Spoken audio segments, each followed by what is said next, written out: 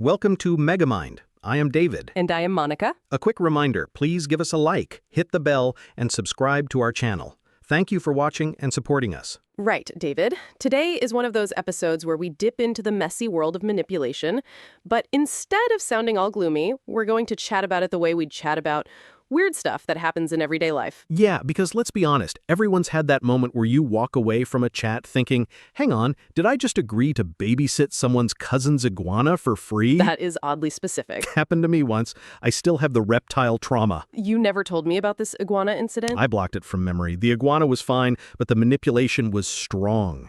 That's why today we're breaking down the quiet playbook of control, all those subtle tricks people pull. And how to spot them, stop them, and get your sanity back. Exactly. So let's start with the Trojan Horse tactic. That's when someone showers you with praise or gives you a gift that feels way too generous, and suddenly you're knee-deep in owing them. Oh yes, the whole I brought you coffee, so now you owe me your weekend vibes. I mean, I love free coffee, but if I suddenly have to help someone paint their fence because of it, that's dodgy. You're making this sound like a sitcom.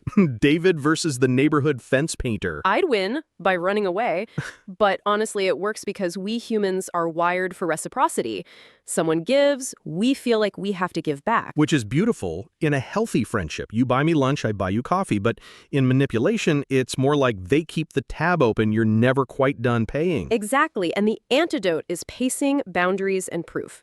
Basically, slow down, check your gut, and if it feels like there's a string attached, you can politely decline. Like, thank you, that's kind, but I can't accept. Or if you do accept, close the loop quickly. Cheers for the Help Tuesday. That's sorted. We're even. Done. And if they keep hinting later, oh, but remember when I did that thing, you just say, no strings, thanks though. Which, funnily enough, reminds me of when my aunt once gave me a massive fruit basket. I thought it was just sweet. Then she tried to rope me into organizing her entire garage sale. Classic Trojan fruit basket. I escaped, just about. Remember to share and subscribe. Thank you. Right. Moving on. The third trick is moving the goalposts. You know this one, right? Oh yes, you deliver what was asked, then suddenly the bar shifts. Like, you've made the cake, and now they want it gluten-free, sugar-free, dairy-free, and shaped like a dragon. And you're left thinking, hang on, that wasn't the deal. This happens at work all the time. Boss says, just one extra slide, then another, and suddenly you've built the Great Wall of PowerPoint. The fix? Freeze the scope. Pin the definition of done. Like, I'll provide A, B, and C by Wednesday. If you want D, that's a new task. Let's scope it later. Exactly, and if they keep shifting, you calmly remind them, new scope, new deal. Simple. The trick here is that each extra step seems small, so you feel petty saying no, but together it's a staircase of unpaid work. And then you're resentful, eating ice cream at 2 a.m., wondering why you agreed to 17 extra charts. Speaking of ice cream, random tangent, what's your go-to flavor when you're stressed? Pistachio. Always pistachio. That's a betrayal. Mint chocolate chip is the only correct answer. You're a mint toothpaste eater. Strong teeth, strong boundaries. All right, back to manipulation. Third trick, generalization. You say no once, suddenly you're selfish. Or you miss a text, and apparently you never reply. One event becomes a sweeping verdict about your character. That's the aim, to shame you into overgiving. I had this happen when I missed a mate's barbecue. Suddenly, I was the friend who never shows up. Never? I had shown up to like 10 before. That's it. Bring it back to facts. Last week, I helped you move house.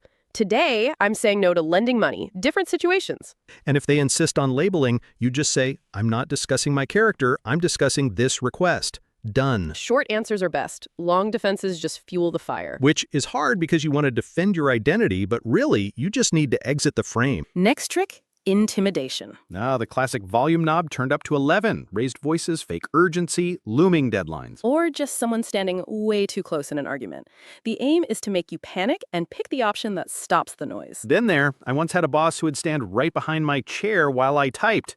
Heart rate went up, spelling went down. The antidote is to lower your tone, keep it spare.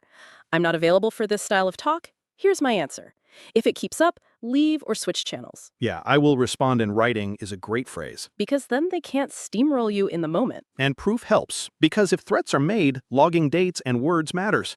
Next up, gaslighting. This is the big one. Yeah, reality itself becomes the battlefield. They deny it happened, or shift blame, or say you're imagining things. Over time, you start doubting your own memory. That's the hook. The key here is anchoring to records. Write a short summary after important talks. My understanding is ABC. Then if they deny later, you've got something solid. And the phrases help too. I remember it differently. I'm comfortable with my memory. You don't need to convince them. You just need to stand with your version. And if it continues, focus on what happens next, not who's right about the past. Exactly. This reminds me of when I once swore my neighbor borrowed my ladder. He said I imagined it. Luckily, I had a photo of him with the ladder. You kept ladder-proof? Always keep ladder-proof. That should be on a t-shirt. All right, smear campaigns. When direct control fails, they run to your network. Paint themselves as victim, you as the problem. Which is exhausting because people like simple narratives. Yeah, if the accuser reaches others first, you're scrubbing mud for months. The advice is don't fight in public mud. Share calm facts with a few fair-minded people.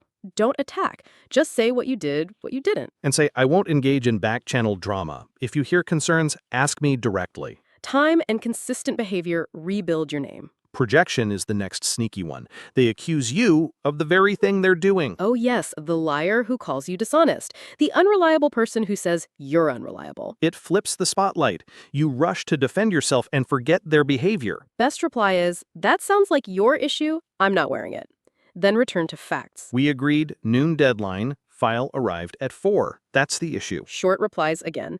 Remember to share and subscribe. Thank you. Then there's home turf advantage. Ever been ambushed in someone's office? Oh yes. Suddenly they've got allies popping in, they control the setting, and you feel small. Power in place. The fix is to ask for a neutral spot. Cafe, shared meeting room, video call. And if they refuse, preload your comfort. Arrive early, set your agenda, pick your seat. I like the idea of sitting with a view of the door. Feels tactical. You're basically Jason Bourne, but with stationery. Next tactic, verbal fog. The rapid talk, jargon, topic jumps, you're left spinning. Like when someone says, dynamic synergistic paradigm shift. You've been in too many meetings. The move is to slow it. Please say that in simple language. What exactly are you asking? And push it to writing. If they resist, that's your red flag. Because good people don't mind clarity. Exactly. Then we've got stonewalling, silence as a tactic, ghosting until you cave. Yeah, the cold shoulder that makes you chase. It works because humans itch for closure. Best move is not to chase. Set a deadline. I'll need your reply by Thursday. If not, I'll proceed. Then follow through. Their silence says more about them than you. Exactly. Remember to share and subscribe. Thank you. Nicely slipped in. Professional. So those are the main tactics, but what ties them together is 3 core habits: boundaries, pacing, and proof. Boundaries are what you will and won't do. Pacing slows the moment so you can think. Proof keeps the fog clear. And if you build habits like clarity, brevity, containment, and community, you don't need to play detective all day. Clarity is knowing your values. Brevity is using fewer words. Containment is keeping conversations in places you can track. Community is having good friends who remind you you're not mad. Exactly. And practice matters. Scripts aren't robotic. They're rehearsed honesty. Like, thanks for the offer, I can't accept. Done. Or please put that in writing. And my personal favorite, I remember it differently. Simple lines, massive power. And when you slip, which you will, the fix is notice, learn, adjust. Like, I wish I hadn't over-explained. Next time, 2 sentences. Exactly. Progress, not perfection. Right, random tangent time. What's the weirdest manipulation attempt you've ever experienced? Someone once tried to convince me my cat had promised to babysit their dog. That's creative. I said, I remember it differently. Perfect. So, folks, this isn't about becoming paranoid.